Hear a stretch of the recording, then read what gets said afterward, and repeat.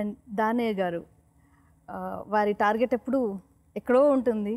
So వారి support ఎలా ఉంది? ఒకటేనండి, జ్యూస్ నాదైనా గ్లాస్ అయింది.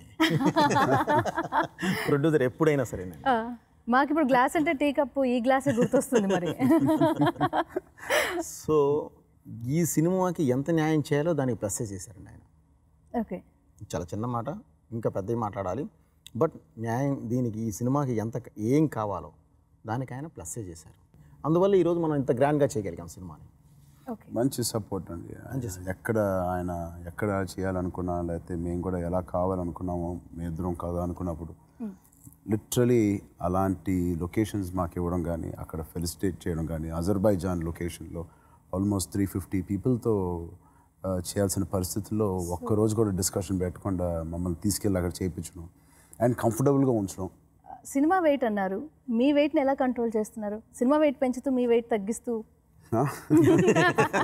నా వెయిట్ పెంచాను. ఈ ఫిల్మ్లో వెయిట్ పెంచామండి యాక్చువల్లీ. మజిల్స్ ఆ టైంలో కనిపిస్తున్నారు, మిగతా టైంలో చాలా నార్మల్. అంతే కదండి. అండ్ ఈ క్వశ్చన్ మీకు కూడా. ఆయన మోస్ట్ ఫిట్టెస్ట్ డైరెక్టర్ నేను ఎప్పుడు ఆయనతో అంటాను.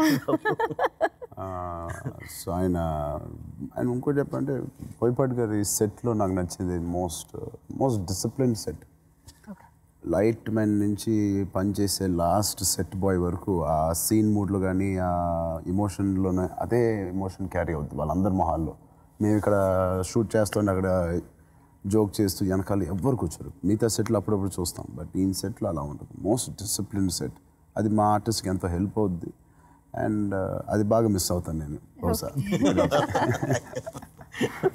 అండ్ సార్, ఇందులో మీరు సెలెక్ట్ చేసినటువంటి క్యారెక్టర్స్ ఎంత పెక్యులర్గా ఉన్నాయంటే వివేక్ ఓబ్రాయ్ గారు, ప్రశాంత్ గారు, ఆర్యన్ రాజేష్ గారు, స్నేహ గారు, హిమజ, ప్రవీణ, అలాగే హేమ గారు ఒక స్పెషల్ అన్నారు, మధుమిత గారు. So choice of selection interesting అనిపించింది. ఇంట్రెస్టింగ్ అండ్ నిండుగా ఉంటుందండి సినిమా. అండ్ మంచి ఆర్టిస్టులు ఉన్నప్పుడు డైరెక్టర్ గారికి చాలా ఈజీ అయిపోద్ది ఎప్పుడైనా. ఆయన ఎంతో అనుకుని రాసిన సబ్జెక్టు ఇంత గుడ్ ఆర్టిస్ట్ ఎప్పటి నుంచో మనం చూసే ప్రశాంత్ గారు, స్నేహ గారు వీళ్ళందరూ ఉండేసరికి ఆయన జాబ్ ఈజీ అవడానికి అండ్ ప్లస్ ఆయన చెప్పింది ఎగ్జాక్ట్ కన్వే అవ్వడానికి ఆయన పెట్టారు. అండ్ మా స్టార్ క్యాస్ట్ కూడా అంత బాగుంది. ఐఎమ్ సో లక్కీ ఇలాంటి ఒక స్టార్ క్యాస్ట్ రావడం అనేది.